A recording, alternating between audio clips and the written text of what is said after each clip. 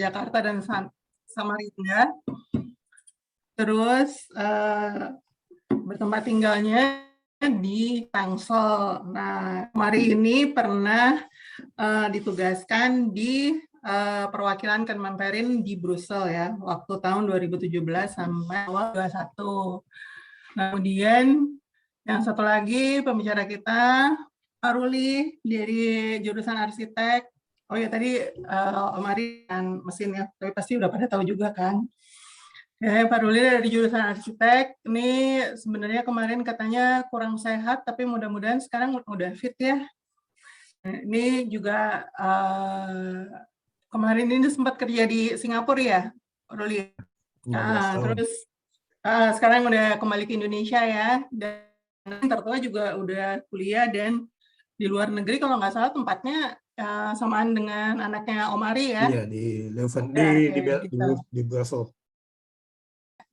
Oke, nah ini sekarang mungkin kita dengerin dulu ya dari apa yang ingin disampaikan oleh masing-masing dari speaker kita ini. Dari Pak duluan atau Pak Ruli nih yang mau mulai duluan? Ari aja dulu, Ari. Dari Ari dulu ya. Oke, silakan. Terus untuk teknisnya mungkin kalau ada pertanyaan kita tunggu sampai selesai dulu, Om Ari atau gimana? Atau mau langsung kalau setiap ada pertanyaan bisa langsung disampaikan? Langsung aja, oke. Terus dulu aja paling mungkin ya, jadi dikasih itu ya, ada icon raise hands itu ya, yang mau nanya gitu ya. Yes, betul. Siap, jadi nanti kepada audiens kalau emang ada pertanyaan yang mau diajukan bisa langsung, tapi ini dulu ya, raise hands dulu, nanti kita akan kasih. Oke, silakan pada Ari, dipersilakan untuk menyampaikan. Ya, selamat siang, selamat malam, semua. Ketua 95 Mas Rizky, Ibu Moderator, Venida, terus Bu Laksmi ini yang tiap 2 hari sekali ngontak saya, dan juga teman-teman sekalian, terima kasih sudah dikasih kesempatan buat share beberapa pengalaman terkait nyekolahin anak di luar negeri. Langsung aja ke guideline yang ada yang dibuat sama timnya Pak Andik. Oh ya Pak Andik, terima kasih nih bikin acara. Saya kira cuma biasa aja langsung sama teman-teman, taunya dibikin acara yang luar biasa ya, sampai deg-degan. Saya introduction, nama Ari, jurusan material mesin 95. Anak nomor berapa, kuliah di mana? Ini yang istri saya di sebelah, jadi saya mesti menjaga kalimat. Anak nomor 1 kuliah di KU Leuven, sekitar 20 menit dari Brussel. Terus jurusannya kalau bahasa Indonesianya teknik industri kayak Mbak Venida, namanya Omar, laki-laki. Rencana 3 tahun ya, 3 tahun, sekarang udah kelas 2. Jadi insya Allah kakak Omar lulus. Amin. Mudah-mudahan keterima kerja juga langsung. Kenapa memilih tempat tersebut? Karena yang milih sebenarnya Omar sendiri. Kalau kami cenderung ke sana, cenderung gimana ya, mensupport pilihan Omar. Sebelumnya dia pengen kuliah matematik, tapi karena matematiknya bahasa Belanda kalau di KU Leuven, sehingga dia mencari yang bahasa Inggris, jadinya TI ngambilnya. Apakah mencoba mempertimbangkan tempat lain sebelumnya? Ya, tentunya. Jadi kami ada beberapa pilihan buat Omar. karena pengennya matematik, yang pertama di Amsterdam Uni, terus di Leiden, di École Polytechnique di Paris, sama di Louvain-la-Neuve di dekat Brussels juga. Satu lagi di Aachen.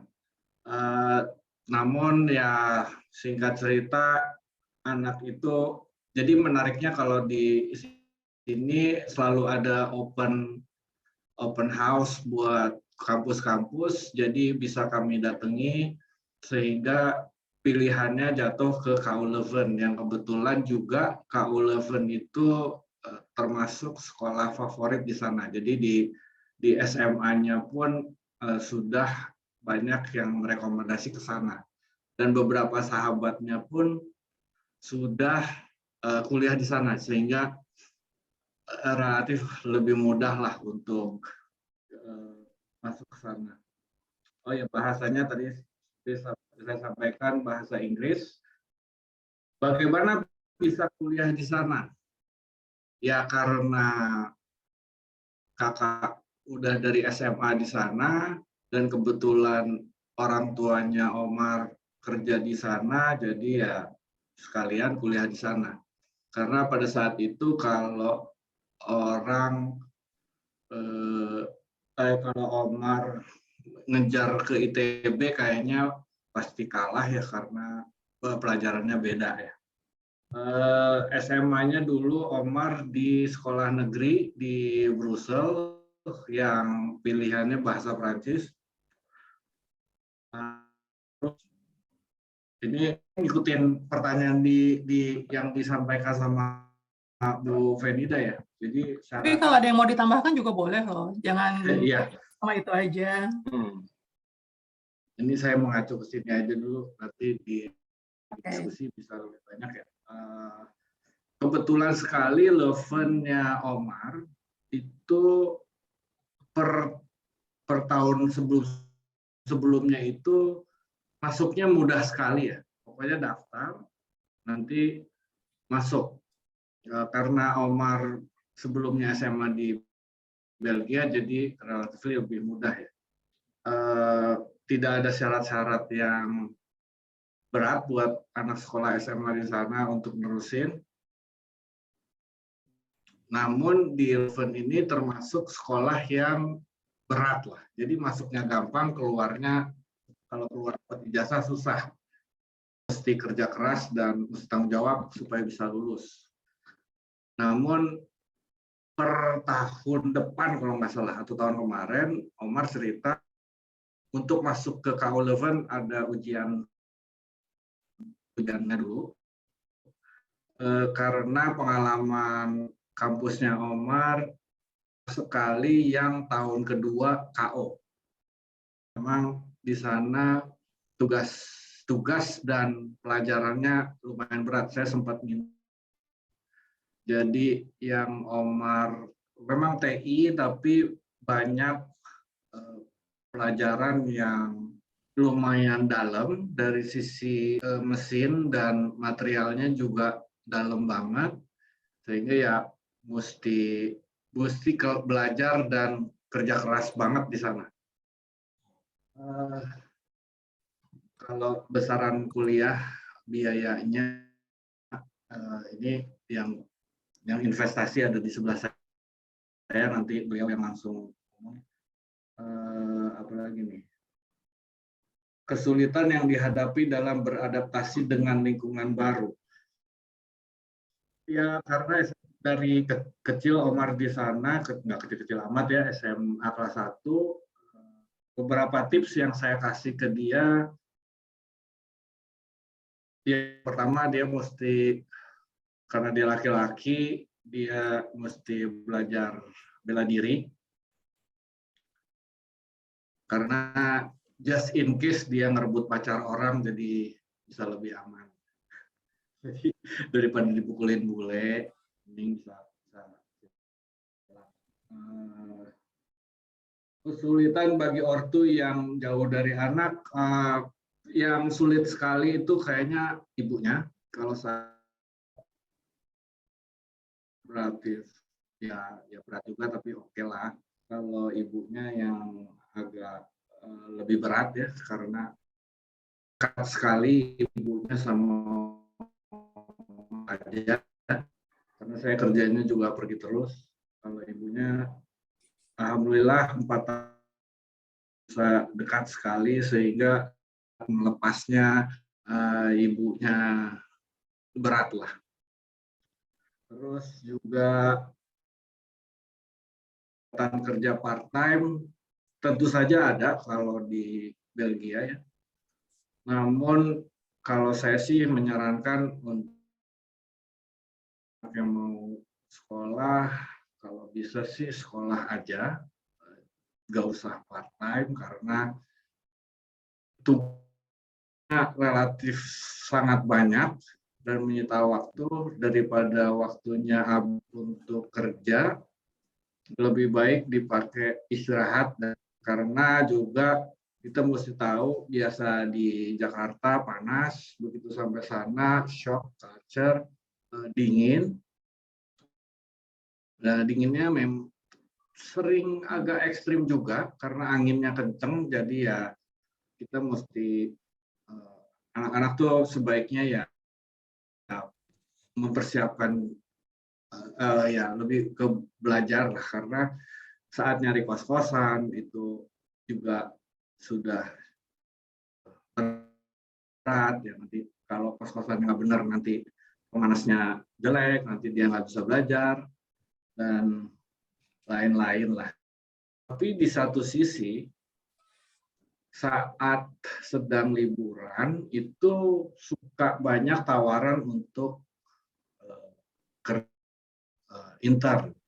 Nah, disitulah anak-anak bisa dapat ilmu lebih dan seringkali dikasih uang jajan sama. Dan kalau cocok, mostly perusahaan akan meminta dia untuk kerja di sana. Jadi juga kebetulan saya teman-temannya lumayan banyak di sana. Rata-rata mereka selalu menyampaikan, intern gue di sini majority pada kerja langsung di tempat gue katanya.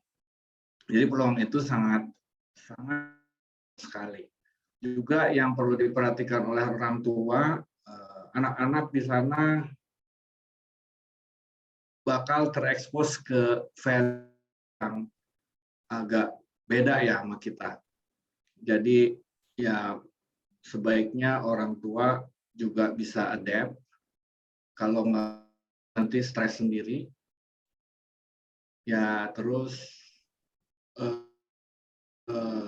ya bahwa kita lihatnya anak sekolah kita investasi, selain investasi uang yang jumlahnya besar, tapi sebenarnya kalau dibandingin nyekolahin anak di ITB Jakarta sebenarnya nggak terlalu jauh ya, karena kalau di sini kan kita beliin mobil, kita kadang-kadang mau beliin rumah, jadi ya basically kalau di sana emang jauh dan agak lebih tinggi kalau biayanya.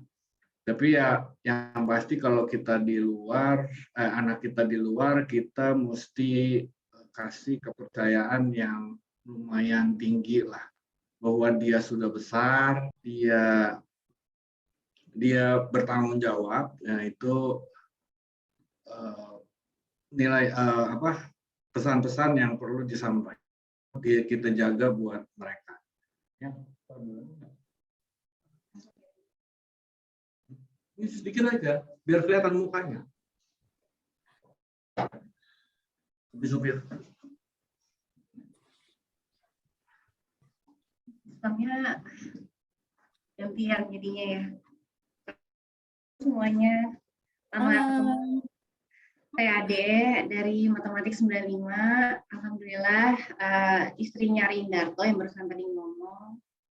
Nitya udah lama nggak ketemu, Uti juga, orang lain yang satu-satu nggak bisa saya sebutkan. Alhamdulillah malam ini ternyata Ari diberi kepercayaan teman-teman untuk berbicara mengenai anak sekolah, pengalaman dan lain sebagainya. kayaknya udah cukup banyak tadi poin-poin yang udah disampaikan sama Aris sih. Cuman kan beda ya antara laki dan perempuan. Kalau laki-laki kan berbicaranya lebih ke arah logika-logika dan nilai-nilai material. Uangnya cukup atau enggak, anaknya mau atau enggak, kos-kosannya oke atau enggak, udah cukup titik itu aja. Mungkin bahkan beberapa pertanyaan yang Aris sampaikan ke Omar waktu itu adalah, kamu mau nggak pacaran sama orang bule? Nah, itu salah satu pertanyaan yang out of the box sih sebenarnya untuk ibu-ibu ya. Tapi kalau dari perspektif ibu-ibu kayaknya berbeda ya, karena kan indikatornya lebih kompleks. Contohnya apa? Misalnya nanti di sana siapa yang dia punya teman Indonesia atau enggak? Kos-kosannya dekat sama Indomaret atau enggak? Dia puskesmasnya dekat atau enggak? Di sekolahan guru-gurunya kira-kira bisa membantu dia atau enggak kalau ada kesulitan lain-lain lah. Jadi parameternya tuh lebih beragam dan lebih non material gitu ketimbang laki-laki. Ya saya ibu yang kali lebar urusannya. Apalagi anak pertama, terus anak pertama anak laki-laki, meskipun laki-laki kedekatan antara orang tua kan berbeda-beda. Kebetulan saya cukup dekat dengan Omar. Jadi kalau dari sisi perempuan sebenarnya ada dua hal yang mungkin perlu saya share. Jadi sebelum dan sesudah anaknya sekolah. Sebelum itu apa? Sebelum itu lebih ke arah support system kalau kita. Kalau Ari kan mikirkan uangnya cukup nggak nih? Setahun berapa? 3 tahun cukup atau enggak? Hitung-hitungannya udah mulai di awal kalau laki-laki. Terus majornya gimana? Yakin nggak lo engineer itu? Mampu nggak kamu? Terus nanti kamu kerjanya mau ngapain? Itu Ari itu ngomongnya gitu. Kalau yang perempuan beda lagi. Jauh nggak kos-kosannya dari sekolahan?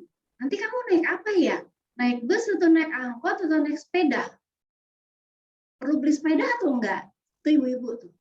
Kalau sakit, kira-kira apoteknya 500 meter atau 50 meter? Rekan-rekan pelajar Indonesia banyak atau enggak? Nah, bagian-bagian itu yang misalnya saya sebut sebagai support system sebenarnya. Nah, support system itu kata kunci buat ibu-ibu.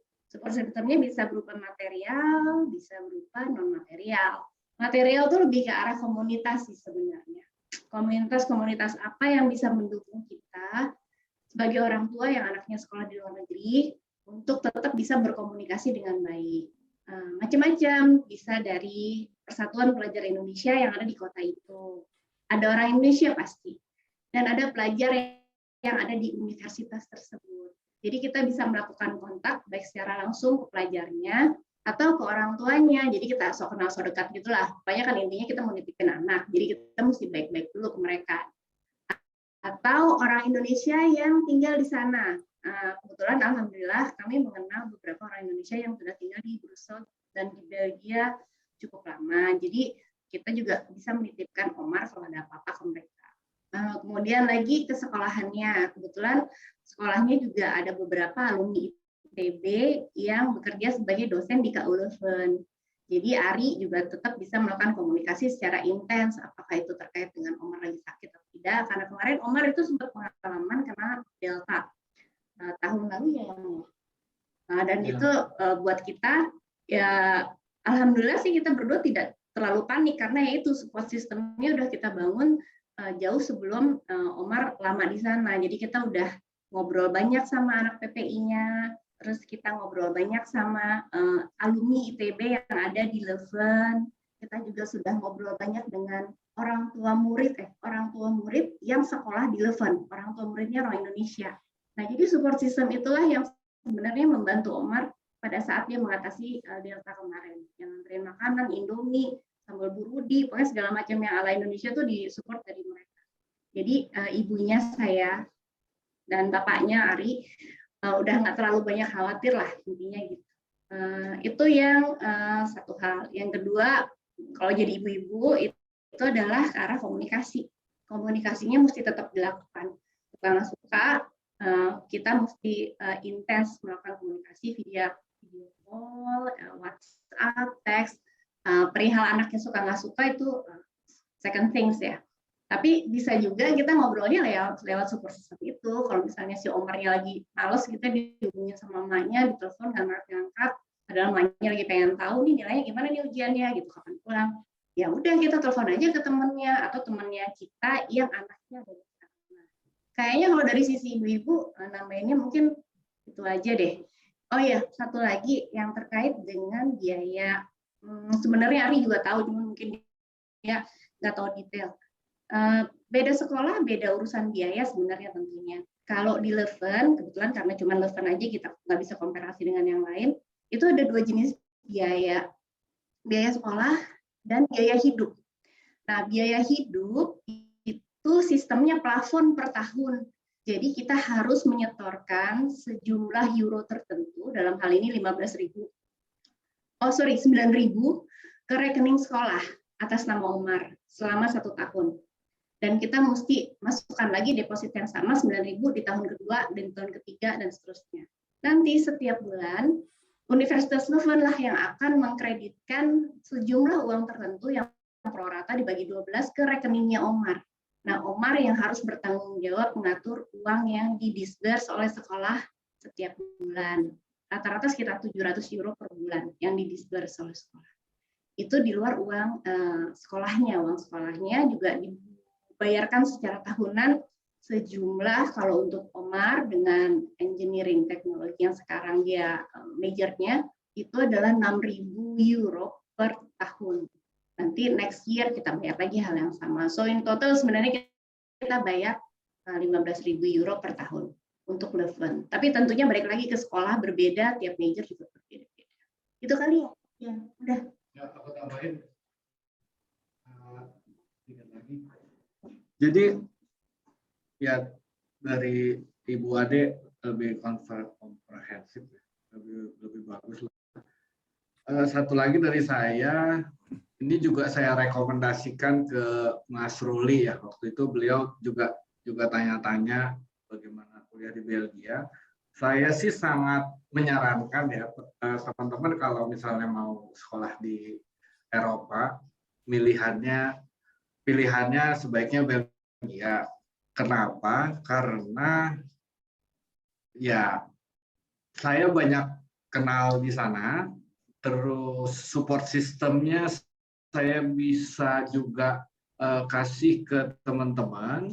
Terus selain orang-orang masyarakat Indonesia di sana yang kebetulan juga kakak-kakak kelas kita, juga ada teman-teman kita, juga support system di KBRI itu saya sangat kenal baik itu yang kerjanya di home staff ataupun yang staff yang ada di sana. Jadi kalau ada apa-apa, setidak-tidaknya teman-teman akan lebih mudah lah. Saya bisa memperkenalkan.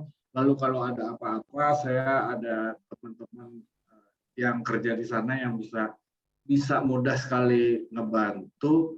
Karena juga kalau di Belgia itu radiusnya 2 jam ya.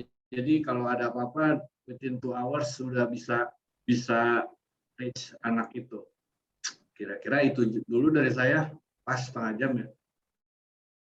Terima kasih Bu Feni. Oke, terima kasih Pak Ari untuk share-nya, juga untuk Bu Ade tadi udah bergabung. Terima kasih Bu Ade. Next kita mungkin dengar dulu ya dari Pak Ruli, ini tentang pengalamannya gimana, silakan. Halo ya teman-teman, selamat malam, selamat siang. Oke, langsung aja ya, tanpa basa-basi. Saya malas basa-basi. Oke, nama saya Ruli, jurusan arsitektur 95.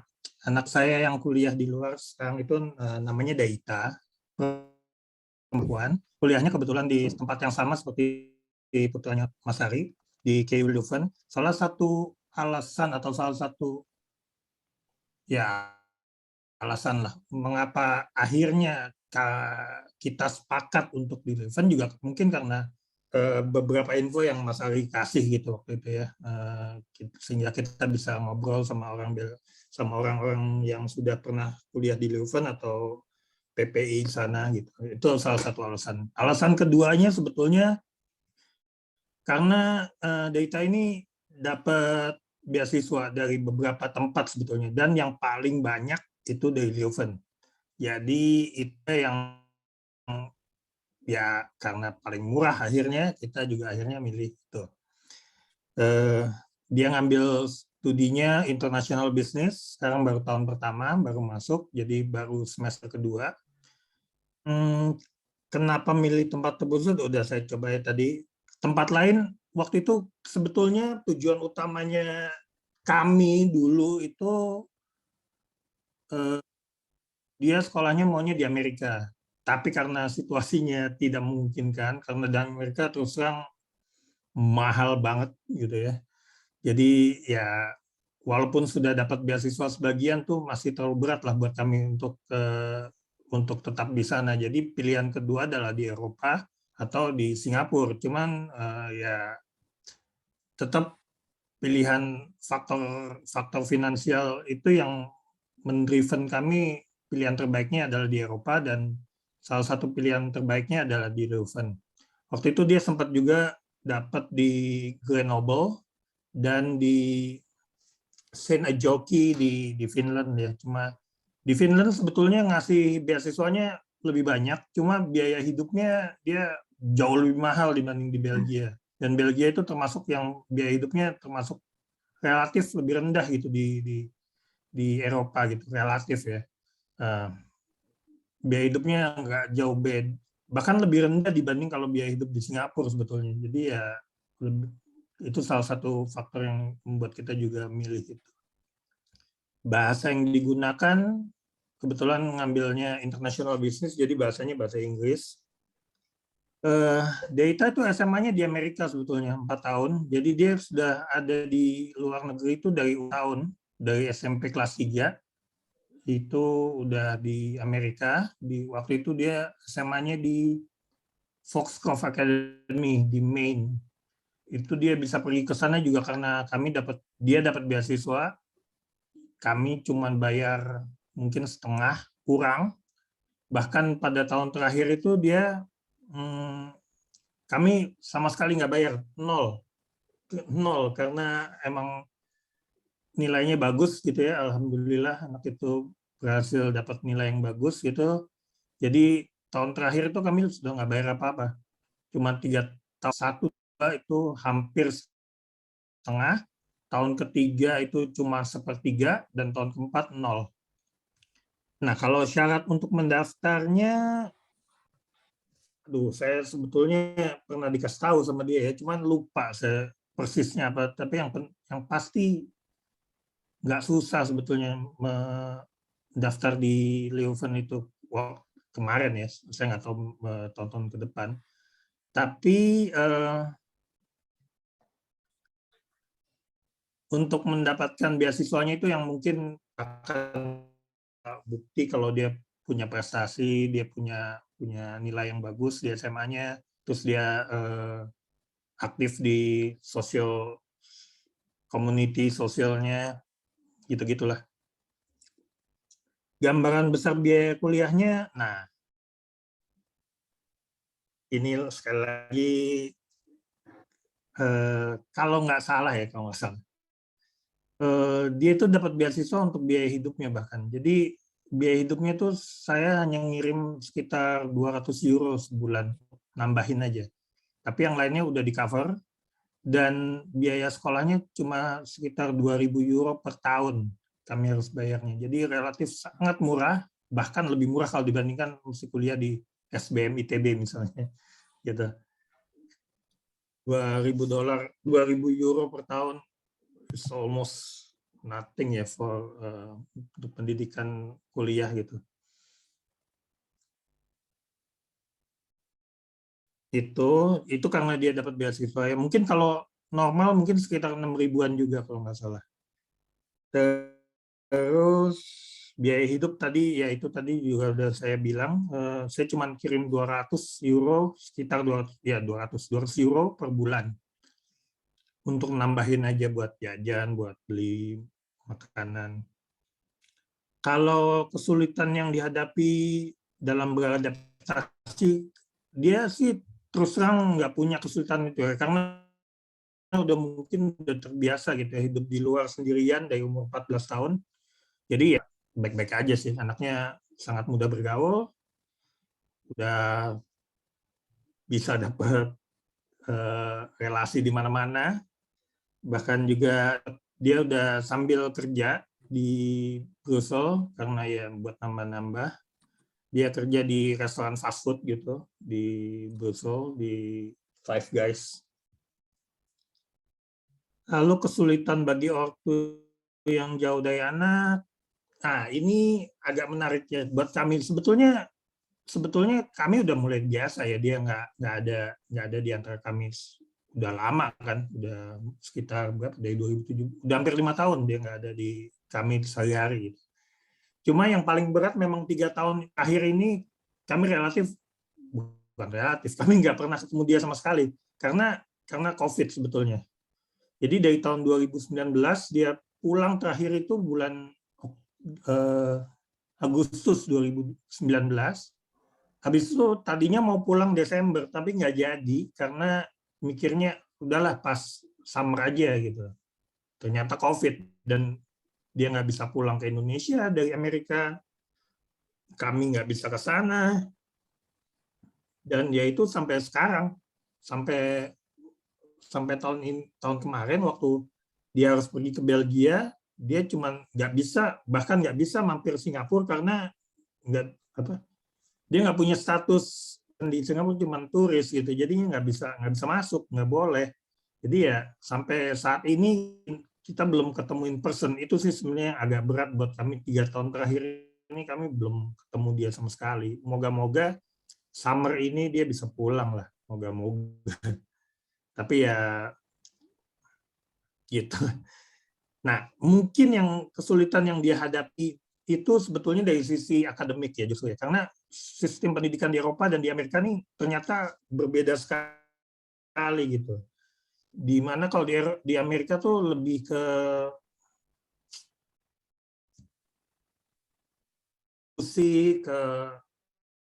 kalau di Belgia itu ada mirip kayak di Indonesia sebetulnya kalau menurut saya. Jadi pendekatannya tuh sangat akademis gitu. Jadi tugasnya banyak dan dia terus terang agak struggle gitu karena kultur belajar yang berbeda gitu dengan yang dia hadapi di Amerika sebetulnya. Di Amerika tuh dia bisa sangat mudah gitu karena basically guru itu di sana tidak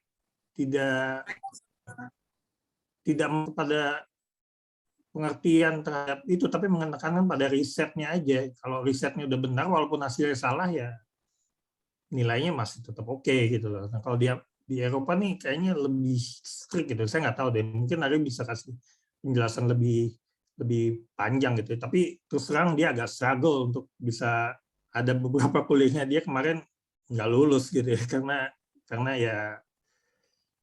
ya agak beda lah tekanannya gitu. Nah, itu sih yang bisa saya share.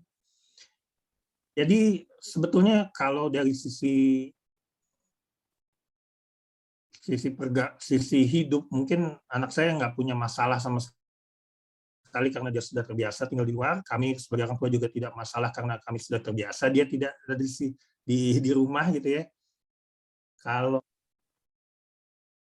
tadi Mas Ari bilangnya nanya gitu, mau nggak kuliah pacaran sama bule gitu, ya kan? Kalau anak saya malah dia udah nggak mau sama Indonesia katanya. Ya kan, ya, susah deh. Nah itu deh yang ya gitu. Itulah. Itu aja mungkin. Kalau ada yang mau ditanyakan sebenarnya banyak sih yang saya mau ceritain, cuman kayaknya agak-agak. Oke lah gitu aja. Terima kasih Bu Fianida. Oke, thank you Pak Ruli untuk sharingnya. Menarik banget ya. Itu tadi menambah ini juga wawasan dan pengetahuan kita juga mungkin ya tentang melepas anak untuk kuliah di luar. Ini tadi Aan katanya mau tanya ini Pak Aan, bisa dibantu mungkin di unmute atau bisa pakai apa mute sendiri? Gimana Fen kabarnya? Ih, boleh Udah dong. ketemu Ronaldo gimana? Udah masih ganteng atau udah agak orang ya, sini? sekarang sama Georgina ya. Nanya aja nih buat Pak Ari sama Pak Ruli nih. Kok Pak semua ya? Nih nanya, saya pengen tahu ya sebagai orang tua tuh pertimbangan terbesarnya kenapa anak disekolahkan di luar negeri itu apa sih? sebenarnya. Itu aja sih. Pertimbangannya kan relatif muda ya, bukan S2. Terus terang nih, saya sama istri saya yang sekarang ya, maksudnya itu kita sama aja, nggak usah dipikirin. Nah, semua kedua yang mikir. Jadi kita mikirnya tuh antara tuh anak-anak tuh keluar negeri S2 aja, dan kita maunya mereka kalau S2 keluar negeri tuh biayanya bukan kita dibilang you pay your own itu ya tuition ya gitu. Jadi saya bilang kalau S1-nya kita mau di Indonesia aja gitu. Itu sih pertimbangan itu. Jadi kita pengen tahu sih alasannya apa, pertimbangannya orang tua anaknya disekolahkan di usia yang cukup muda gitu. Thank you. Oke, thank you Pak An untuk pertanyaannya. Silakan mungkin dari Pak Ari. Udah jangan protes aja, dilarang protes sama moderator. Oke. Kepada Pak Ari sama Pak Ruli dipersilakan untuk menjawab. Itu ada pertanyaan. Jadi katanya apa sih yang menjadi pertimbangan kok anak dari usia yang relatifly muda itu udah sekolah ke luar negeri gitu katanya. Oke, Mas Ruli dulu deh. Saya jauh lebih berat dan lebih pengalaman karena yang dilepas anak pedok ya. Jadi menurut saya sih lebih tinggi. Oke. Kalau gue sih waktu itu justru sebetulnya di awalnya adalah anak itu tadinya pengen hidup di bidang seni tadinya gitu ya. Jadi waktu kecil tuh dia senang menari dan senang menyanyi gitu, main teater gitu. Jadi kita mikir kalau dia memang pengen ke sana tujuannya, hidup di Asia itu berat. Jadi cari jalannya di Eropa apa di Amerika gitu. Nah setelah kita cari, tapi terus terang saya nggak mampu amat gitu untuk biayain seluruhnya gitu. Terus akhirnya kita cari, akhirnya dapat tuh sekolah di Amerika yang nawarin beasiswa gitu ya. Jadi itu awalnya yang kenapa dia mulai dari umur 14 tahun udah pergi ke Amerika sendirian gitu.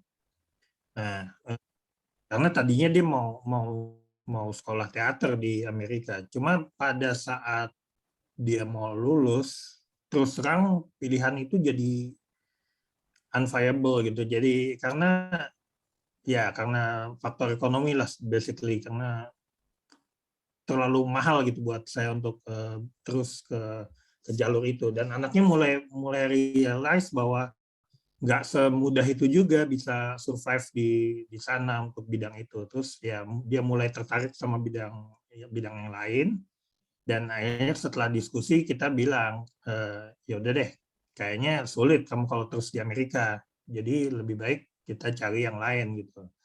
Nah cari yang lain, kita cari kemungkinan, dan Eropa adalah pilihan yang justru paling murah sebetulnya dari segi finansial, bahkan kalau dibandingkan kuliah di Indonesia. Karena kuliah di Indonesia bisa jadi dia culture shock ya, karena tidak biasa gitu dengan kurikulumnya, dengan kehidupannya gitu. Karena dia udah mulai tinggal di Singapura kan sejak umur berapa ya? 7 tahun gitu.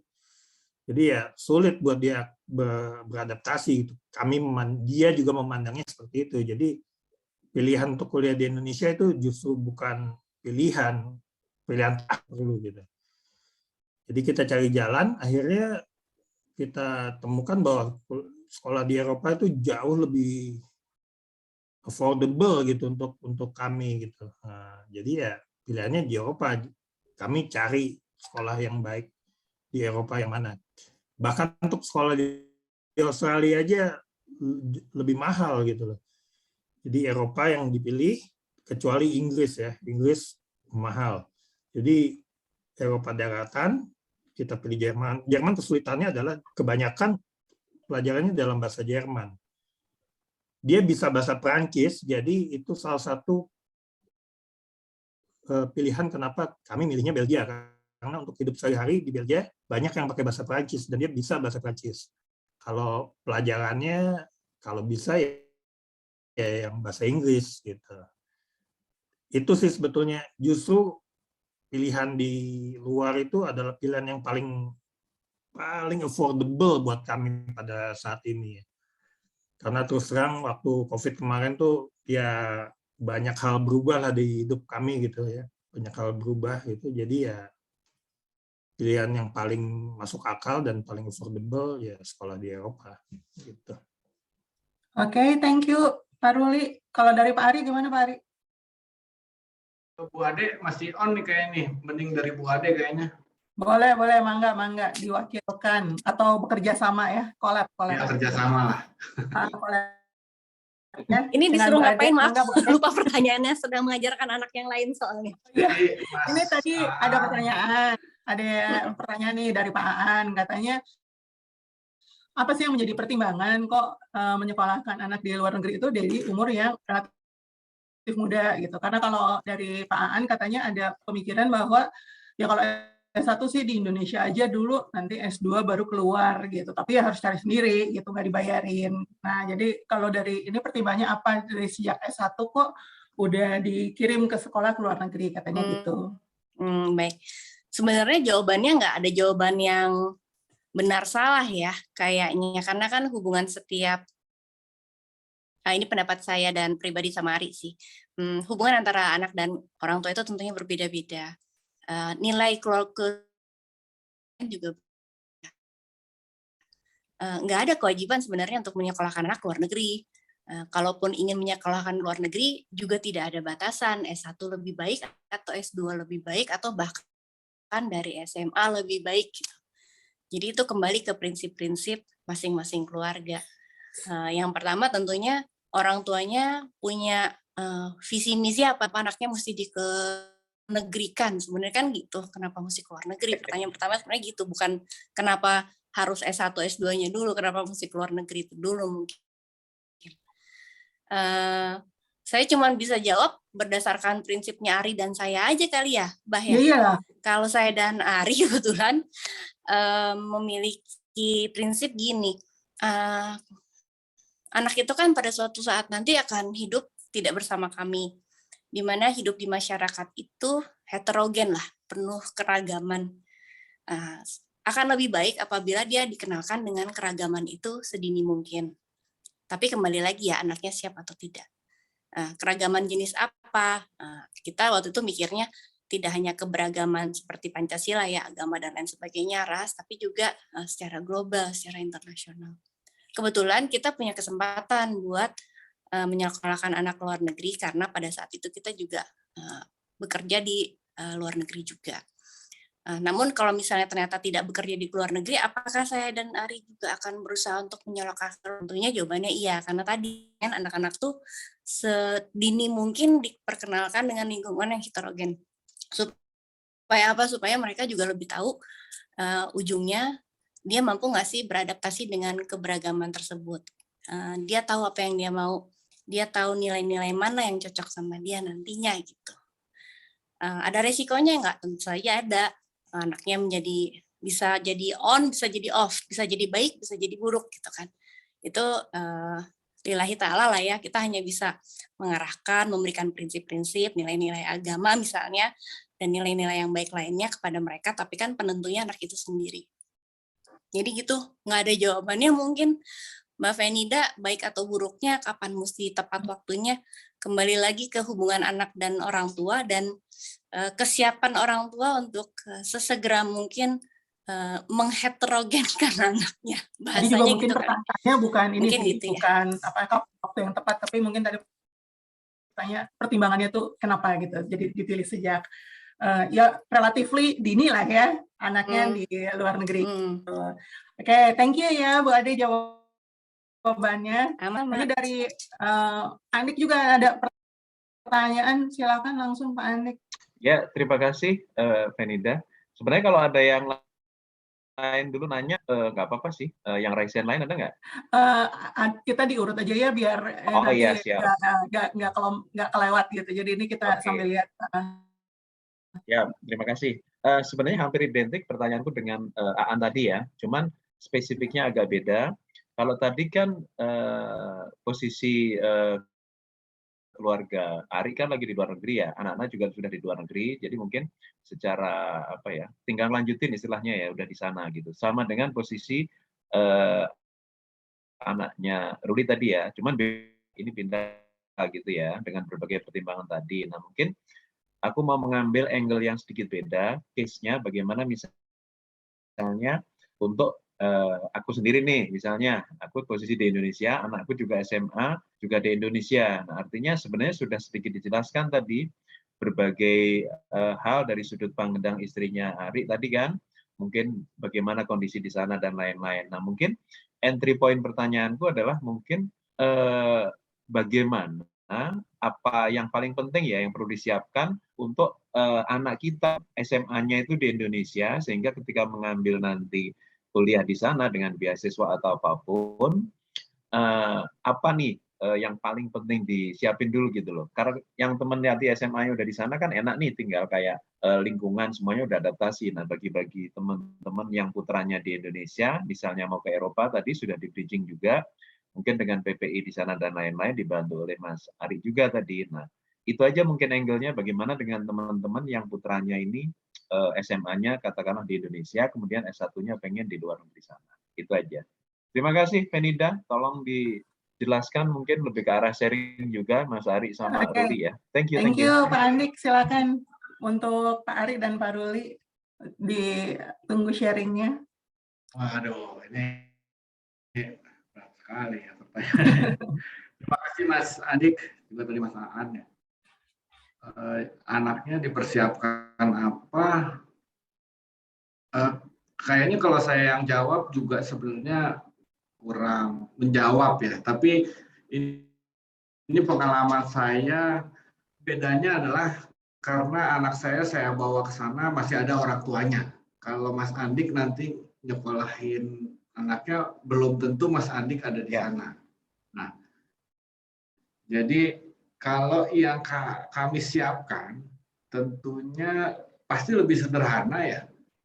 Kalau Mas Ruli kayaknya lebih pas. Kalau istri saya kenapa pertimbangannya anaknya mesti sekolah seglobal mungkin, karena dia dari kecil juga udah dari Cilegon, terus sekolah SMA-nya jadi beliau sudah jauh dari orang tua dan lain-lain.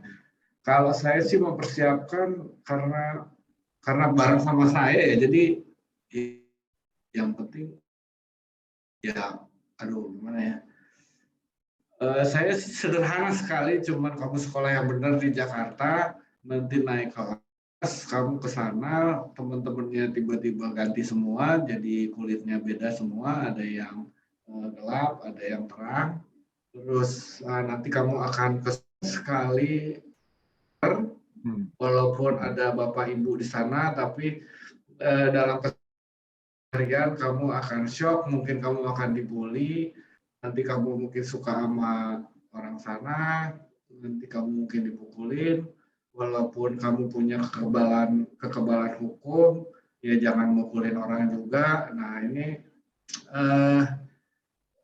persiapan mentalnya sih yang saya selalu doktrin ke anak saya ya, yang baik yang laki maupun yang perempuan.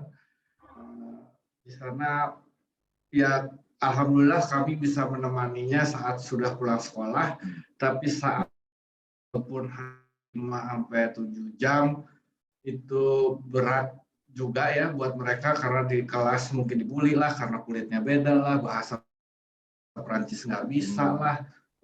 Jadi tapi satu sisi saya bilang survival di sini itu akan bagus buat kamu ke depan. Kamu nggak bisa ngerasain dalam waktu, tapi kamu bisa di tahun ke-10 dan seterusnya. Lalu juga saya bilang kamu sekolah di sini pokoknya usaha yang keras, ada berhasil ada gagal, it's okay.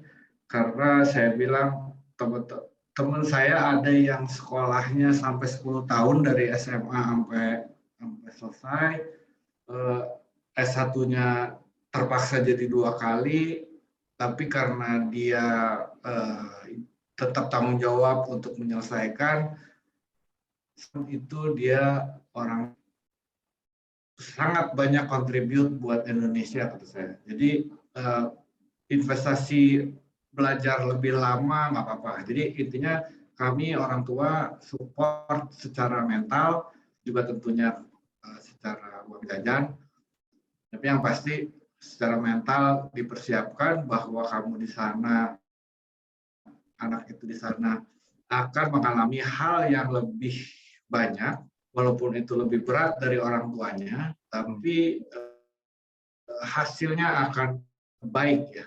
Kira-kira mungkin Bu Ade ada yang tambahan? Gitu Mas. Bu Ade lagi lagi PR yang kecil soalnya. Oke. Persiapan anak ya, maksudnya ke luar negeri. Iya. Oke. Tadi saya mau mengatakan tergantung sama kepribadian anaknya juga ya kan. Kepribadian anak itu berbeda-beda, jadi tidak bisa kita paksakan satu dengan yang lain untuk sesegera mungkin ke luar negeri gitu. Tapi kembali lagi ke orang tuanya seberapa besar tingkat percaya kepada anaknya. Tapi jika memang harus ke luar negeri dan ternyata anak itu memiliki tingkat kesiapan yang berbeda-beda, ya support sistemnya lah yang mau nggak mau harus ada yang lebih dikuatkan dibanding sama yang lain. Kalau ternyata anaknya stress manajemennya lebih kuat, ya mungkin kita kendalikan support sistemnya medium level aja ya, KIHI dan KBRI dan lain sebagainya. Tapi kalau ternyata anak kita tahu anak kita tuh stress manajemennya belum sekuat yang diinginkan, tapi harus keluar juga, ya kita harus punya support system satu-satunya yang bisa kepanjangan tangan kita di sana kan adalah mereka gitu, dan anak kita itu butuh orang Indonesia khususnya yang bisa membantu mereka pada saat mereka harus mengatasi suatu kendala tuh dalam kondisi stres gitu. Karena kayaknya baru kemarin ya Bah kita ngobrol ya, kenapa anak sekarang tuh kayaknya stres manajemennya cenderung lemah sekali atau tingkat stresnya cepat dibandingkan sama orang-orang zaman tahun 90-an seperti kita. Ya mungkin ini kultur kali, sudah saatnya seperti. Mungkin itu aja Mbak Fenida tambahannya. Oke, thank you Mbak Ade untuk insight-nya. Kalau dari Pak Ruli, silakan. Gimana menjawab ini ya? Saya cerita aja deh sedikit tentang Daita ya. Daita ini anak yang menurut saya memang punya bakat lebih seperti ibunya gitu ya. Jadi tidak seperti saya untungnya. Dia punya bakat lebih untuk interpersonalnya itu bagus gitu. Jadi dia sangat mudah gitu berteman dengan siapa aja. Dia tidak mudah merasa terintimidasi. Dia orangnya tidak minderan, sangat outspoken gitu. Dan itu terus terang banyak sekali membantu dia dan membantu kami untuk yakin bahwa dia bisa survive di mana aja gitu. Bahkan waktu umurnya 14 tahun kita udah kirim dia ke Amerika. Waktu dia mau sekolah di Amerika itu bahkan sempat kita berpikir bahwa dia pergi aja sendiri gitu. Kita nggak usah nganter gitu. Karena neneknya nggak setuju, akhirnya dianterin sama ibunya. Tapi ya udah cuma dianterin doang sampai sekolahnya, ditinggal pulang. Dan kami tidak melihat dia punya masalah dengan misalnya sampai harus dibully, enggak. Jadi baik-baik aja gitu. Padahal di Amerika kan juga kisah-kisah seperti itu kan juga macam-macam ya. Juga dia bisa cukup menjaga dirinya dari lingkungannya yang terus terang agak terlalu bebas gitu di sana, di mana banyak teman-temannya yang ya ini bagian yang mengerikan sebetulnya buat orang tua gitu ya. Kehidupan di Amerika tentang seksual itu memang sangat bebas gitu ya, sangat bebas banget, dan jadi ya dia ada di lingkungan yang sangat permisif gitu dengan hal-hal seperti itu gitu. Tapi ya untungnya dia juga tahu bahwa pesan kami itu jelas bahwa sebaiknya keep it upper your neck lah. Kalau saya bilangnya keep it upper your neck, jangan sampai turun ke bawah, karena kalau turun ke bawah bisa macam-macam nanti. Dia bisa jaga 4 tahun dan lulus dengan baik. Lalu ada sempat masa-masa sulit kami sekitar tahun 2020 sampai sulit kami 2 tahun terakhir lah dari sekolah dia. Terutama di mana dia nggak bisa pulang, kami nggak bisa ke sana, dan terus terang finansial bisa support secara seperti sebelumnya. Nah, itu dia bilang, it's okay Dad, it's okay, don't worry, I can handle it myself. Jadi saya hampir 6 bulan itu nggak kirim apa-apa buat dia, bahkan untuk jajan ya, walaupun sudah dapat dari sekolahnya makan siang dan makan siang, tapi buat beli keperluan pribadinya kayak pembalut segala macam gitu kan dia harus tetap sediakan kan. Jadi dia akhirnya kerja di convenience store, dia kerja di teater di kotanya gitu-gitu. Hanya untuk dapat uang jajan untuk hal kecil kayak gitu. Nah itu yang terus yang bikin saya, wah ini anak sudah jauh lebih dewasa gitu dibanding apa yang kami bisa perkirakan gitu. Jadi ya waktu dia pergi ke Eropa dengan minim persiapan juga, dia nyari sendiri itu sekolah, dia nyari sendiri sekolahnya, dia nyari sendiri beasiswanya, sampai saat-saat terakhir pergi juga bisa nemenin karena dia mesti ngurus visa sendirian di Jakarta. Kami ada di Singapura nggak bisa nemenin. Akhirnya dia dapat visa, cari tiket sendiri, pergi sendiri. She do it all by herself lah, basically. Sampai sana dia nyari kos-kosan sendiri, juga oleh teman-teman PPI ya. Ya, basically dia ngelakuin sendiri tanpa kami bisa bantu sama sekali sebetulnya. Tapi ya, mungkin saya Bu Ade tadi ya, tergantung anaknya sih. Tapi saya bisa tenang gitu karena dari umur 14 dia basically udah melakukan itu semua. Kami orang tua bukan kami yang jadi gini, justru dia yang membuat gitu bahwa she can handle it herself gitu. Kami tadinya mikir juga nih gimana seperti Bu Ade bilang tadi support system gimana. Selalu bilang it's okay Dad, I can handle it, no problem gitu. Ya udah. Jadi ya relatif lancar sih. Relatif lancar. Jadi ya tergantung anaknya memang. Tapi ya semakin muda dia dipaksa atau terpaksa untuk melakukannya sendirian, tingkat kedewasaannya terus terang jauh lebih mature bahkan dibanding ketika saya seumuran dia terus terang. Itu aja kali. Oke. Thank you sharingnya dari Pak Ruli, luar biasa sekali ya, itu memberikan insight tambahan buat kita. Thank you Pak Ruli.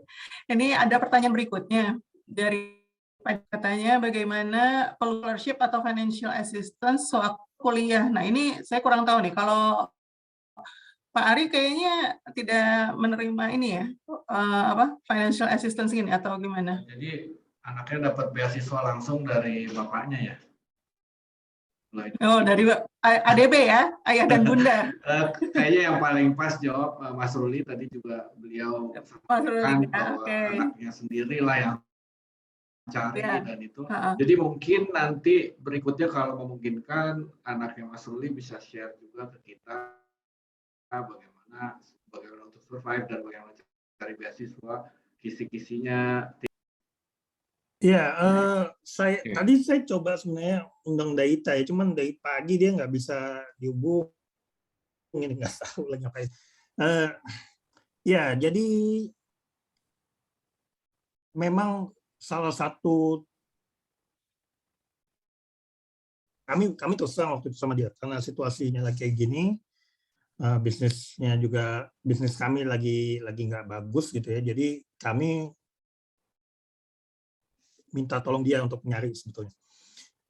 Nah, sebetulnya di setiap universitas di dunia sebetulnya, di mana aja, di Amerika, di Eropa, itu ada selalu section untuk financial aid. Nah, itu yang dia cari, dia harus tulis sesuatu, dia harus apply, lalu diwawancara, nanti dia harus submit sesuatu juga, harus submit dokumen-dokumen akademiknya dia selama SMA, nanti baru ditawarin gitu. Waktu itu pilihannya di Finland saya nggak tahu dapat berapa, tahunnya cuman kami harus bayar berapa gitu. Di Finland itu kami harus bayar sekitar 3.000 euro per tahun. Di Grenoble kami masih harus bayar sekitar 7.000 euro per tahun. Nah, di Leuven ini yang paling murah. Kami cuma harus bayar 2.000 euro per tahun. Tapi kan itu belum mencakup biaya hidupnya. Lalu dia cari lagi tuh yang bisa ngasih, saya lupa dia dapatnya dari mana ya. Terus yang lupa saya. Tapi dia ada organisasi yang ngasih itu gitu. Nggak banyak sih sebenarnya, cuma dapatnya sekitar 500 euro per tahun, per bulan. Jadi makanya saya masih harus nambah sekitar 200 euro per bulan. Jadi memang masalah sama aja sebetulnya, sekitar 700 euro itu udah cukup buat anak tinggal di Brussels. Sorry, Ari, itu kampusnya di Leuven apa di Brussels ya? Di Leuven. Jadi iya. biaya hidupnya dan kalau di Eropa itu anak-anak tuh banyak dapat diskon lah. Iya, Jadi betul. banyak 50% dan kalau transport juga murah sekali. Makanan 1 euro bisa dapat, apalagi cari makan di sekolah. Betul. Ya, jadi sekitar 700 euro memang bisa cover everything, dan dia kerja bisa dapat sekitar 300 euro gitu part time di fast food restoran. Jadi sekitar 1.000 tuh dia udah bisa sambil senang-senang gitu sebetulnya basically. Ya, kalau 1.000 euro buat anak-anak mahasiswa itu termasuk mewah. Iya. Dia 300 ya buat dia senang-senang lah gitu, keliling Eropa gitu-gitu. Tapi itu dari diri dia sendiri. Buat kos-kosan tuh sekitar 300 sampai 375. 350. 320 begitu. Ya, sekitar itu. Which is sama aja kalau kos di Bandung. Yes. 2 juta. Iya, kurang lebih segitu juga ya sebenarnya kalau pas di Bandung gitu ya. Ini mungkin ada nyambung pertanyaan lagi nih ya, izin bertanya, siswa untuk kuliah S1 di Eropa ditawarkan masing-masing perguruan tinggi atau dari negara yang akan dituju, dan apakah berpeluang untuk di-apply dari siswa yang SMA itu bahasa pengantarnya bukan bahasa Inggris. Nah, ini mungkin kalau untuk keterangan lebih lanjut bisa dicari dari masing-masing universitas atau dari negaranya gitu ya? Kalau setahu saya kalau dari negara yang bukan bahasa Inggris itu dia perlu hasil TOEFL atau IELTS gitu. Kalau dari negara yang SMA-nya negaranya yang sudah pakai Inggris itu nggak perlu. Itu aja sih yang saya tahu. Ya, adik-adik kalau bisa sih di IELTS-nya di atas 7 ya, itu relatif aman lah. Kalau ke Amerika kayaknya perlu SAT segala tuh. Jadi kalau menurut saya sih udahlah di Belgia aja lah. Saya bisa bantu support sistemnya, bisa saya bantu supaya mengurangi kecemasan teman-teman. Ambasador banget ya ini ya dari boleh Pak nambahin Ari. dikit? Ya, silakan. Ya, jadi kemarin itu Daita juga sempat daftar di universitas di Amerika ya, karena emang tadinya dia pengen sekolahnya di Amerika gitu. Dia keterima di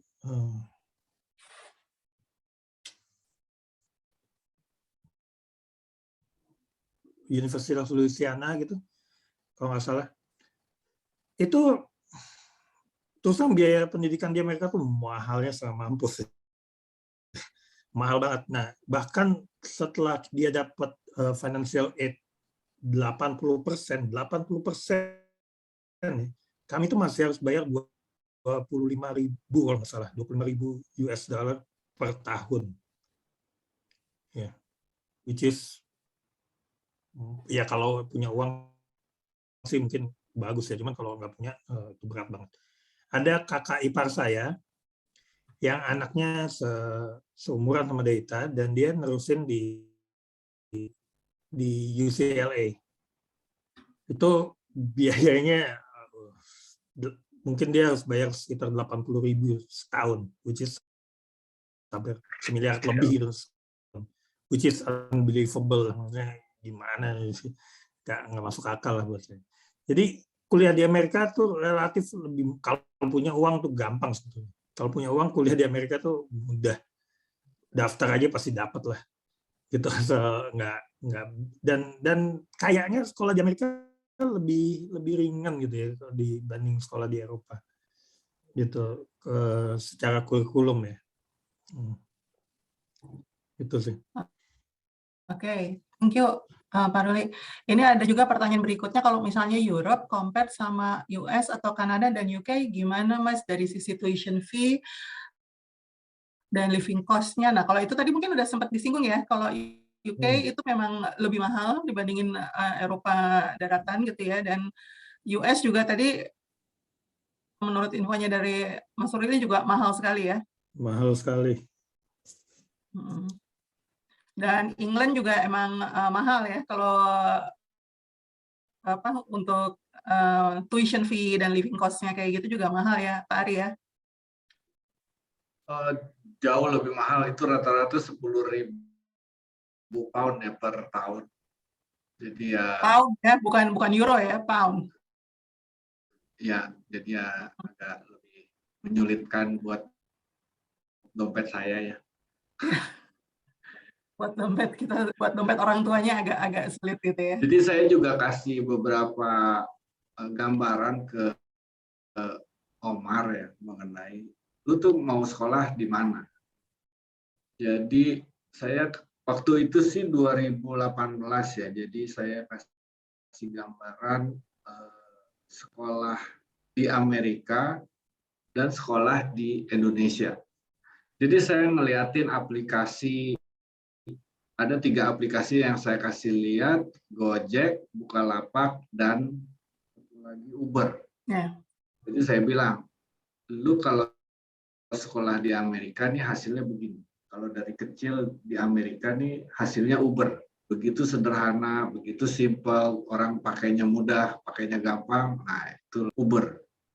Kalau lu sekolah S1-nya di Amerika jadinya kayak Pak Nadiem. Aplikasinya gini saya liatin. Bagus, ya, orang banyak gampangnya juga. Nah, kalau sekolah di ITB hasilnya kayak Bukalapak kata gue. Jadi ya agak liar kalau lihat aplikasinya. Habis itu, wah kalau itu mending di Amerika aja dong Pak. Nah kalau di Amerika kamu mesti cari uang. Jadi tuh bisa ke sana. Kalau Bapak cuma bisa kasih peluang karena kamu udah di Belgia ya paling maksimal di Belgia aja. Jadi ya kalau untuk balik ke pertanyaan tadi, Europe compare US, Kanada aku kurang tahu. Cuman ya US, UK, Australia itu brutal di sana ya. Tuition fee-nya juga kayaknya kalau hidup sih nggak terlalu mahal, cuman uang sekolah biasa. Kami waktu itu sempat ketemu sama anak-anak Leeds di UK, memang bayar uang sekolahnya luar biasa mahalnya. Mereka itu setahun bisa keluar 400 juta rupiah ya buat anaknya sekolah. Cuman memang biaya hidupnya, kos-kosannya betul mahal, tapi untuk makan dan transport itu bisa diakalin sama mereka karena makan di sana itu kalau masak sendiri murah sekali. Dari sayuran, roti, nasi itu semua relatif sangat-sangat murah. mereka sharing waktu itu 200 pound itu bisa 6 bulan ya untuk makan. Jadi memang mereka bisa ngakalin untuk makannya sendiri, kecuali makan di restoran. Kalau makan di restoran mah jadi brutal ya. Ya, tapi ya kalau balik lagi kalau di Inggris sama di Australia itu kira-kira mirip lah. Itu Bu.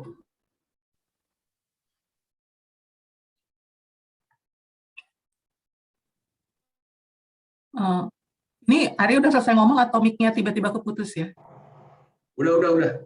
Oh, udah selesai ngomong. Oke. Thank you. Thank you untuk share-nya.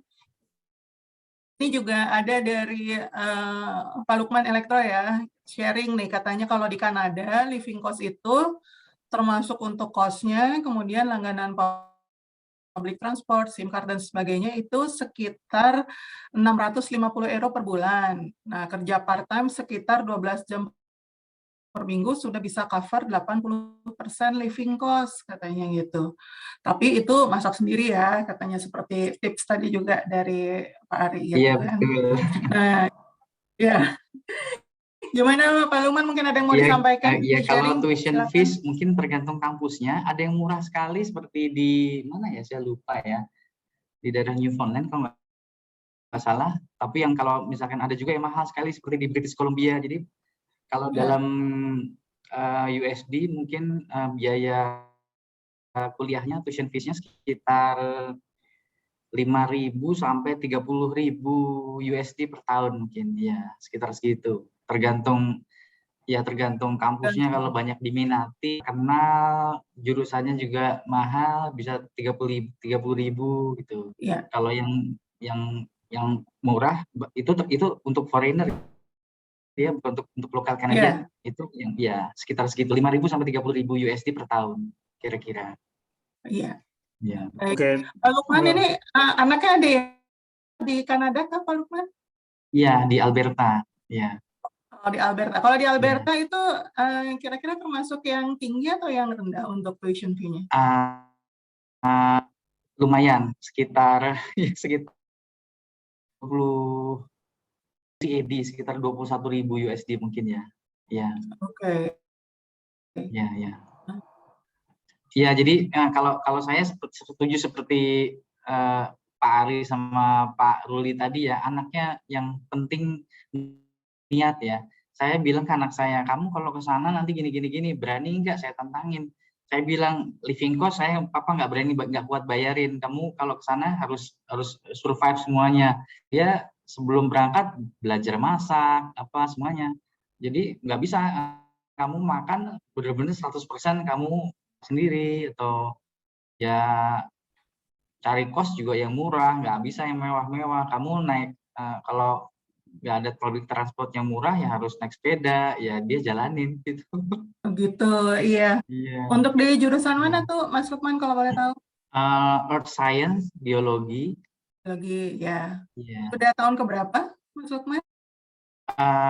Baru 1 tahun. Jadi programnya itu buat 2 tahun di Malaysia, terus harus cari sendiri ke sana. Jadi seperti di SKS-nya.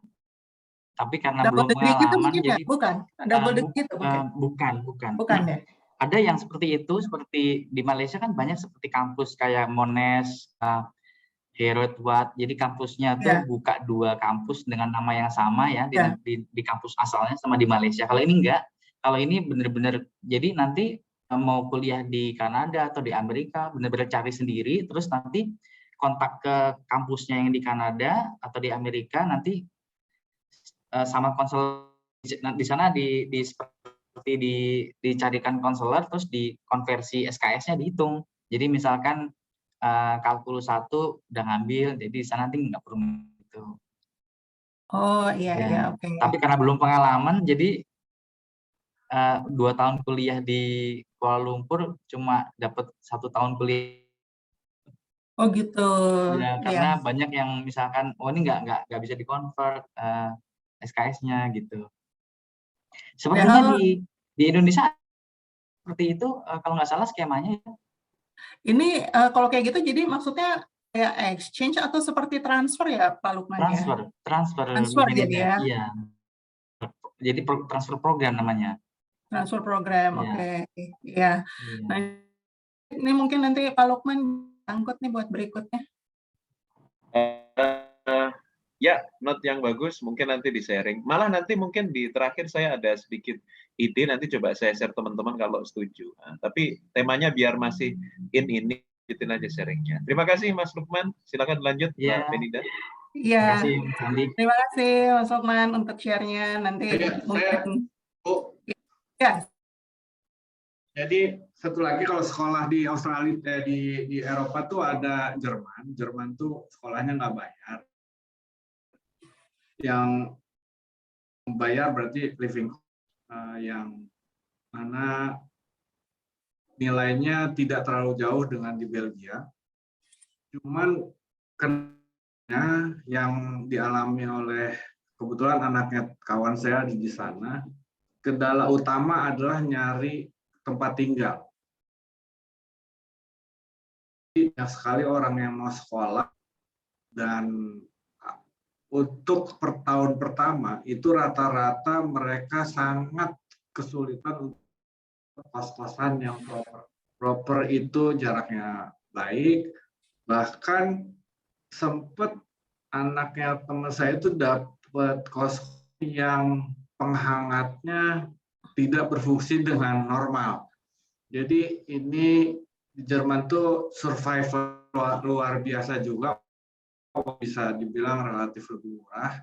Ya challenge-nya cuman berbahasa Jerman aja. Kalau anaknya mau ke Jerman ya tahun pertama tinggal belajar bahasanya. Rata-rata sih 6 bulan pertama aja repot, 6 bulan kemudian mereka bisa berbahasa lokal karena tiap hari dipakai. Karena pengalaman anak saya juga bahasa Perancisnya terbata-bata sekali di awal, sulit, namun setelah 6 bulan oke, karena tiap hari terus. Jadi ya kalau masalah bahasa sih kita nggak usah ragu ya, karena dalam 6 bulan itu pasti bisa. Jadi ya kalau di Jerman tantangannya itu. Ada satu lagi, saya sempat ke Budapest, nanya-nanya di sana, biaya sekolahnya sangat murah, biaya hidupnya apalagi murah sekali. Ya itu kalau mau jadi opsi sih. Cuman di sana Rusia. ya begitulah. Bebas juga di sana, enak banget, keren, bagus. Ya tapi ya saya kurang bisa support. Kalau pokoknya teman-teman kalau di Belgia sih saya bisa bantu support system lah. Kalau di tempat lain kecuali di Jerman saya masih bisa. Oke. Pak Ari, mungkin kalau tadi kan kalau misalnya di Jerman untuk mencari kosannya itu kan agak sulit gitu ya. Nah, kalau di Belgia gitu itu tidak sulit ya. Memang saya juga pernah baca sih katanya proses mencari tempat kosan di Jerman itu emang katanya itu susah sekali gitu. Jerman luar biasa susah, mesti sabar, tenang. Kalau dapat yang kos-kosannya kurang sip, ya nunggu sekitar 1 tahun ya. Ya, yang pasti itu membuat orang tua akan cemas. Ya. Itu aja dalam setahun karena ya akan kesulitan. Tapi kalau di Belgia itu relatif lebih mudah lah dan lebih enak ya tempatnya. Duta ini Belgia ambasador besar di Belgia. Oke. Mas Ari sama Mas Ruli tadi mungkin sempat disinggung ya, kan dari Mas Ari juga tadi sempat bilang katanya ya salah satu resiko melepaskan anak pergi kuliah di luar negeri itu ya tentang masalah mungkin ada perbedaan value gitu yang dianut. Nah itu dari pengalamannya Mas Ari sama Mas Ruli itu sendiri gimana gitu?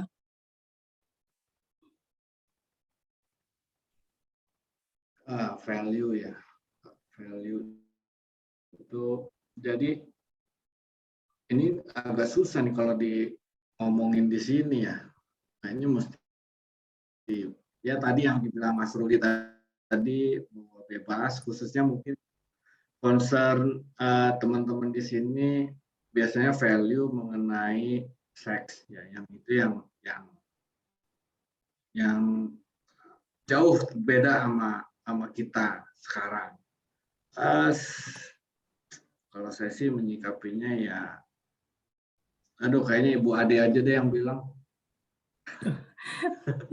Ini mah licik nih dilempar terus pertanyaannya. Bisi brutal deh dari saya. Mangga atuh Bu Ade kalau gitu. Punten, pertanyaannya apa tadi Mbak Fenida? Nggak dengerin lagi ngajarin bahasa Ya. PR, gimana? Ini kan tadi sama Mas Ari sama Mas Ruli itu kan tadi juga udah sempat menyebutkan gitu ya, bahwa mungkin salah satu yang jadi concern bagi orang tua kalau melepaskan anak untuk sendiri kuliah di luar negeri gitu, itu mungkin karena ada perbedaan value ya yang dianut, kemudian bertemu dengan value-value yang berbeda gitu. Nah itu kalau dari pengalamannya yang sudah dialami sendiri gimana nih Bu Ade? Ini kenapa Bapak Ari Indarto melemparkan kepada saya ya? Ya makanya itu agak licik ya, dia gabut kayaknya Bu Ade, mungkin perlu dikurangi supaya jajannya. bahasanya lebih nasional Bu. Kalau saya sih agak khawatir keceplosan aja nih Mas Ari. Karena di-record aja ini Zoom-nya. Nanti takutnya ada bukti gitu ya, Pak Andik ya. Begitulah. Silakan Bu Ade. Iya, makasih. Kayaknya paham sih kenapa Bapak Ari Indarto tidak mau berbagi, karena yang namanya nilai-nilai itu kan cukup pribadi ya. Khawatir kalau misalnya kita apa yang kita sebut dengan nilai Bapak Ari atau dengan saya itu tidak cocok, tentunya tidak akan cocok dengan nilai-nilai semua orang. Tapi yang paling penting mungkin setiap orang tua pasti suami istri harus memiliki nilai-nilai yang sama dulu lah, atau setidaknya ada nilai-nilai yang disepakatin. Ada yang berbeda pasti, tapi pada saat kita menurunkannya ke anak, terutama anak yang akan sekolah luar negeri, nilai-nilai yang diturunkan harus sepakat. Nah, kalau saya sama Ari kebetulan, ini bukan suatu contoh baik atau benar ya, tapi kan berbeda. Itu memang cukup liberal, Mbak Fenida. Liberal dalam arti kata gini, selama anak itu berbuat baik dengan orang lain, tidak merugikan komunitas, menghargai orang lain gitu, keberagaman yang ada itu diabsorb aja nilai-nilainya gitu. Kebetulan kami memiliki agama juga sama Islam gitu, dan nilai-nilai itu juga kami tanamkan. Cuman dalam arti kata bukan keislaman yang hitam putih ya. Maksudnya karena kita juga mesti sadar sih begitu anak kita tuh pindah ke luar negeri, kita nggak bisa saklek harus A, harus B, harus hitam atau harus putih. Kan salah satu resiko pada saat kita mengirimkan anak kita ke luar negeri, katanya niatnya pengen menginternasionalkan anak tersebut. Jadi ya harus rela untuk berbagi value juga dengan value-value dari agama lain, negara lain, kultur lain, dan lain sebagainya. Cuman bagaimana anak itu memfilternya, yaitu dari awal memang kita katakan sama anaknya, Dek, ingat, apapun yang kamu sampaikan, kamu lakukan, kamu membawa tanggung jawab pribadi, tanggung jawab nama Bapak, Ibu, nama keluarga, nama alma mater, nama Indonesia, gitu. Dan nilai-nilai itu bukan nilai-nilai yang instan yang diturunkan oleh Ari dan saya ke Omar last minute sebelum dia berangkat dari berusaha ke Leuven. Itu kan sesuatu yang mesti kita komunikasikan dan contohkan dari awal gitu. Anak itu punya kesadaran diri SD misalnya. Agak berat memang untuk mengatakan secara teori ya. Kalau teorinya mungkin gampang, pada saat ngomong value-nya ya balik lagi ke orang tua masing-masing kali Mbak Fenida ya sama anaknya ya. Sempat ada ini nggak sih kayak terjadi mungkin apa ya antara orang tua dengan anak gitu, terus kayak clash karena mungkin dia juga menyerap value yang baru dari sekitarnya gitu. Iya, iya, pasti ada. Karena kan anak itu pribadi yang berbeda sebenarnya, nggak bisa kita doktrin dengan nilai yang sama terus. Tapi kan sebenarnya nilai itu kalau menurut saya dan Ari sih benang merahnya pasti ada kok. Kan cuman satu kata kuncinya, baik dan hormat gitu. Baik kepada siapa dan hormat pada siapa gitu. Mau ngomong dari nilai kultur atau agama apapun sebenarnya kata kuncinya cuma dua itu.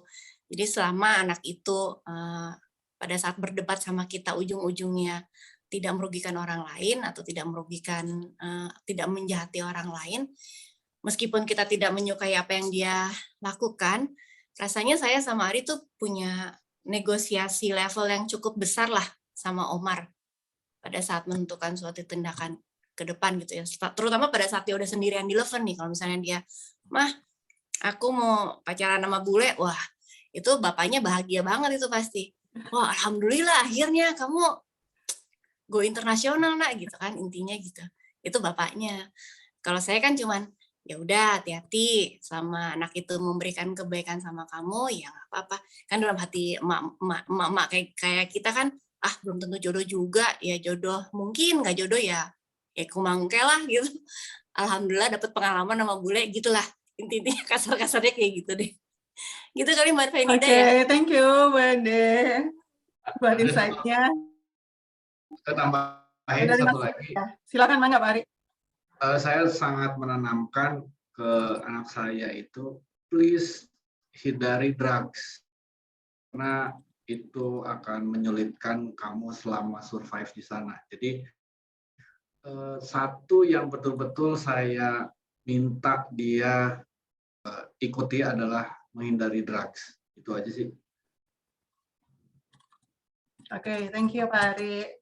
Dari Pak Ruli gimana? Pak Ruli pengalamannya? Aduh, saya bingung jawab ini. Karena terus terang kami agak liberal lah untuk menyikapi hal seperti ini. Gitu. Jadi saya sih terutama. Buat saya, dia sudah cukup dewasa, dia sudah cukup mengerti apa yang harus dia lakukan. Waktu dia baru pergi SMA itu sih yang saya cuma pesan ke dia bahwa keep it upper your neck lah. Don't go beyond that. Don't go below that. Itu satu. Lalu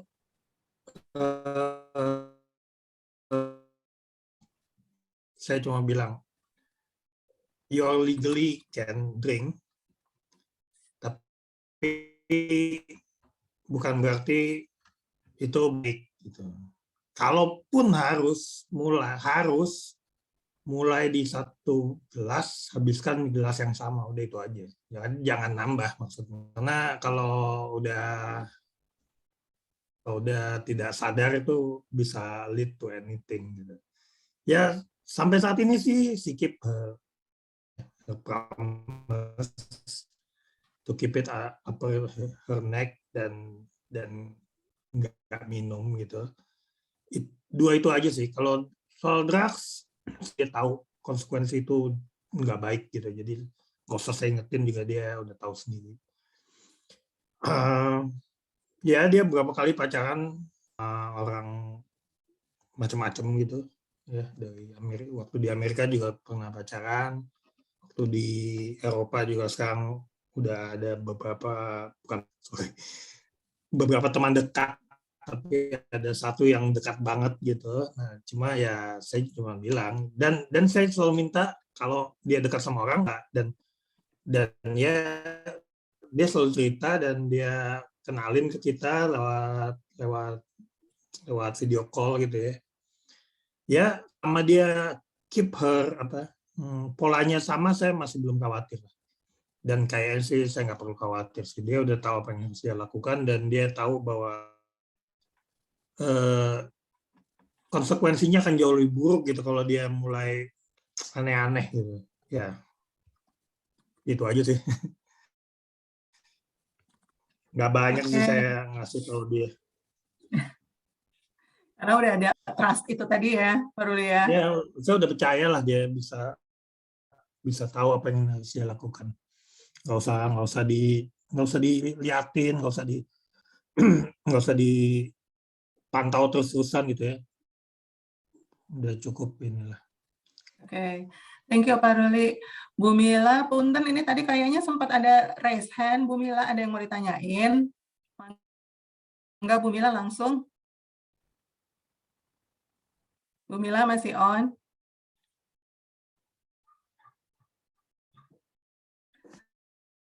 Ada Mila. Oh, Bu Penny, aku nggak raise hands tadi kepencet, maaf. Oke. Tadi soalnya kelihatan kayaknya ini ada raise hands dari Bu Mila, mau kalau ada pertanyaan gitu. Oke. Ternyata salah ya, kepencet ya. Iya, punten ya, tapi menyimak nih. Oke, thank you Bu Mila. Oke. Teman-teman yang lain yang juga hadir di sini mungkin ada lagi yang ingin diajukan pertanyaannya kepada para pembicara kita malam ini. Silakan, kalau masih ada yang mau diajukan, kalau di chatnya sih ini tadi udah semua ya. Mungkin kecuali kalau spesifik tentang beasiswa kayak gitu, nah itu mungkin perlu Google lebih lanjut masing-masing, karena kalau dari pembicara kita di sini juga mungkin bukan itu ya, bukan ke sana fokusnya gitu untuk hari ini. Dan untuk informasi kampus, rata-rata kampus di Eropa infonya sangat lengkap, dan sekarang kan bisa kebantu kalau misalnya bahasanya bukan bahasa Inggris, biasanya Google-nya kan udah langsung translate. Itu bisa dipelajari langsung mengenai beasiswanya. Mungkin ada ya, tapi saya kalau ketemu sama beberapa dosen di Belgia itu informasi mengenai beasiswa itu relatif sedikit, ada tapi sedikit ya, khususnya buat S1. Kalau S2 dan S3 itu lumayan banyak, tapi kalau S1 S2 ya sedikit sekali. S1 saja sedikit. Ya, karena emang lebih banyak beasiswa kayaknya ditawarkan emang lebih banyak untuk yang studi lanjutan ya, untuk tingkatan berikutnya S2 dan S3 ya sepertinya ya. Kalau untuk S1 sepertinya memang agak jarang ya Pak ya. Kalau S1 di LPDP kayaknya kebuka juga deh kalau mau. Cuman saya kurang menyarankan LPDP karena kalau udah lulus disuruh pulang. Oke. Sementara kalau di visi saya, anak-anak yang lulus LPDP itu rata-rata saringannya kan ketat sekali, jadi orang-orang yang spesial. Kalau menurut saya setelah LPDP itu, kalau balik ke Indonesia dia punya culture yang beda, malah repot. Pas mau balik lagi ke sana belum tentu bisa dalam 5 tahunan lebih. Jadi ya agak repot kalau ikut LPDP. Tapi LPDP membuka peluang itu lumayan besar. Ya. Oke. Thank you Pak Ari untuk insight-nya tadi tentang beasiswa. Apakah masih ada lagi ini yang ingin mengajukan pertanyaan? Kalau tidak ada, mungkin kita akan serahkan dulu ada penjelasan dari bidang internal ya, dari Pak Andik. Silakan. Ya, terima kasih, Penida. Sebelum mungkin closing statement ya dari teman-teman komisariat dan sekaligus juga mewakili teman-teman bidang internal, terakhir mungkin saya ucapkan terima kasih sekali atas sharing dari Mas Ari Indarto, juga Mas Ruli Riawan, juga sekaligus tadi angle atau sudut yang berbeda dari sisi seorang ibu ya, dari Ibu Ade. Terima kasih banget, ternyata memberikan itu tadi kalau bahasanya Penida tadi kan insight yang berbeda, tapi ternyata itu ya benar tadi sudut pandangnya ternyata betul, kita selama ini ya logik ternyata itu tadi hal yang kecil, bukan remeh-temeh ya saya menyebutnya, tapi hal yang lebih detail, spesifik, yang lebih humanis, sisi seorang ibu ke anak tadi, misalnya nanti naiknya pakai apa, ke tempat kuliah kosnya bagaimana, pakai transport, dan pasti itu yang cowok-cowok itu nggak kepikiran, termasuk saya sendiri. Betul. Bagus sekali gitu loh, ternyata narasumber kita malam ini kita 3 gitu loh, jadi komplit dan lengkap sekali gitu loh. Nah, terus Dan saya tadi terus terang memang anak saya juga saya minta join hadir, malah dia nitip pertanyaan tadi sebenarnya pertanyaan saya sampaikan pertanyaan anak saya tadi, tapi sebenarnya saya suruh speak up sendiri, dia mungkin agak sungkan. Nah, terus dari diskusi tadi juga sambil diskusi yang terakhir, dari diskusi malam ini jadi apa ya? Ada satu poin yang mungkin ke depannya lagi saya pertimbangkan nanti coba saya diskusi dengan teman-teman internal juga, termasuk dengan Fenida, juga termasuk juga Mas Ruli maupun Mas Ari ya. Saya kebayang nih kalau dalam malam ini kan sebenarnya angle-nya adalah angle kita sebagai orang tua ya kepada anak yang mau menyekolahkan anaknya ke luar negeri. Nah, akan mungkin lebih cakep nih, cuman saya ada sedikit kendala juga tadi kalau kaitannya nanti dengan waktu. Contohnya tadi misalnya Mas Ruli aja sebenarnya pengen menghadirkan putrinya ya di sini, tapi ternyata juga sulit dikontak juga, mungkin masalah waktu juga.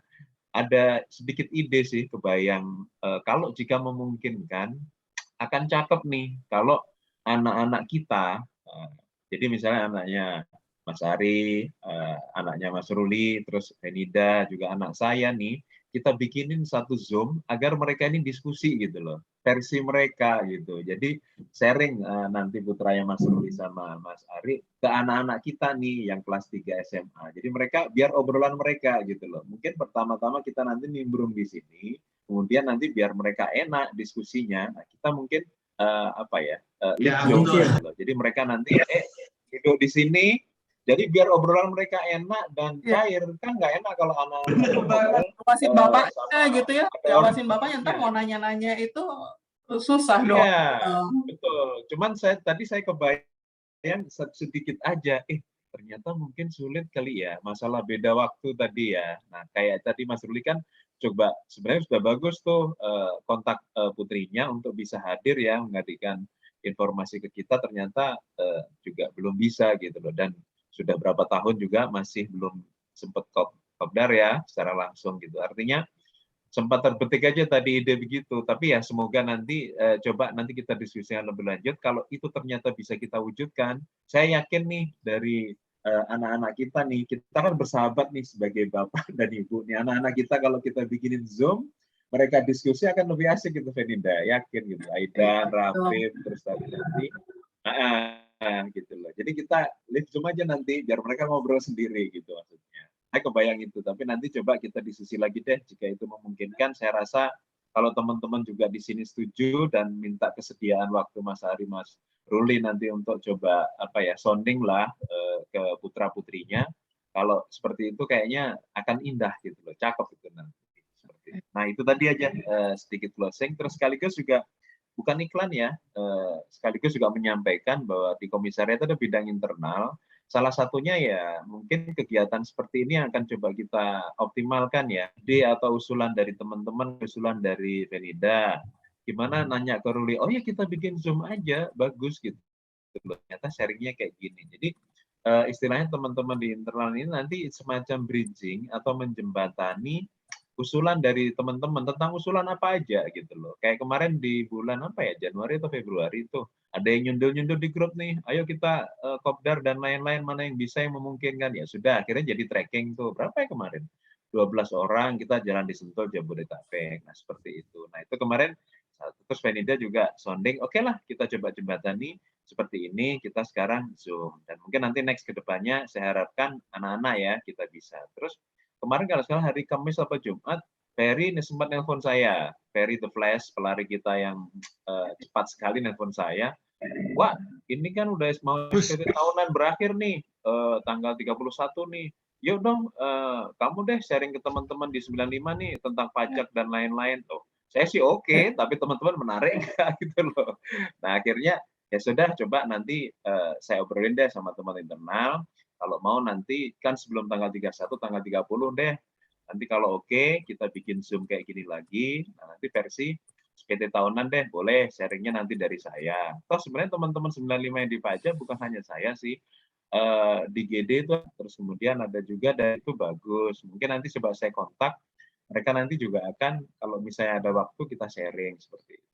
Intinya itu semuanya yang hadir di Zoom. Insya Allah kalau ada usulan terkait dengan kegiatan apa yang mungkin nanti bisa coba kita realisasikan, tidak melulu ya yang mungkin kita kasnya hormat kan gitu ya, hal kecil tapi coba kita kemas dengan menarik yang akhirnya juga bermanfaat baik untuk kita, kami kita maupun lingkungan kita, bahkan untuk anak-anak kita juga seperti itu ya.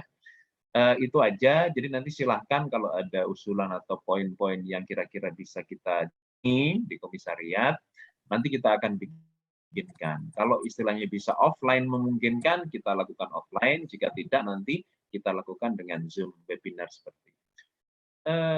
Udah. Sama sekali lagi terima kasih Mas Ari dan Mbak Ade ya, juga Mas Ruli. Nah, tolong coba nanti lebih lanjut, biasa Lasmi ya, kontak tuh kalau memungkinkan ide saya disetujui, anak-anak kita biar berzoom ria tuh, biar sharing mereka. Terima kasih sekali lagi, salam sehat semuanya. Sebelum pada live, boleh foto bareng nggak kita? Jadi itu dia idenya. Ada 2 page ya, jadi satu-satu dulu. Oke, ini page pertama. Bentar. 1, udah siap semua? Oke. 1, 2, 3. Oke. Page kedua ya. Siap. Siap. Beda gaya. 1, 2, 3. Oke, terima kasih teman-teman. Sudah selesai fotonya. Oke, terima kasih ya sekali lagi saya mengucapkan untuk teman-teman yang mendengarkan malam hari ini, untuk pembicara kita Pak Ari dan Pak Ruli, juga sama bonus pembicara ini tadi ada Bu Ade. Terima kasih banyak semua untuk insight-insight-nya yang udah di-share. Insya Allah bermanfaat untuk semuanya dan mudah-mudahan nanti idenya dari Pak Andik juga bisa ya kita laksanakan tuh, supaya langsung ke pelakunya sendiri tuh nanti yang konsultasi ya Pak Andik ya. Oke, kita cukupkan Zoom-nya malam hari ini sampai sekian. Hatur nuhun ya semuanya. Thank you, thank you. Terima kasih. Terima kasih.